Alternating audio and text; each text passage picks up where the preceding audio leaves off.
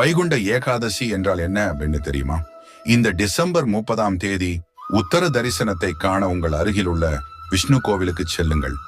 வைகுண்ட ஏகாதசி என்பது வருடத்தில் ஒரே ஒரு முறை வரும் மிக அற்புதமான நாள். இந்த ஏகாதசி மகாவிஷ்ணுவின் இருப்பிடமான வைகுண்டத்தோடு தொடர்புடையது.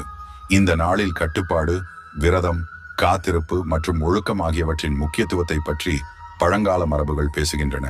இந்த ஒரு நாள் வருடம் முழுவதும் வரும் 24 ஏகாதசிகளுக்கு சமமானது. பத்ம புராணத்தின்படி வைகுண்ட ஏகாதசியை முக்கோடி ஏகாதசி என்றும் கூறுவார்கள். அன்று வடக்கு திசையில் உள்ள வைகுண்ட வாசல் திறக்கப்படும் போது அதனை மோட்ச துவாரம் என்றும் அழைப்பார்கள்.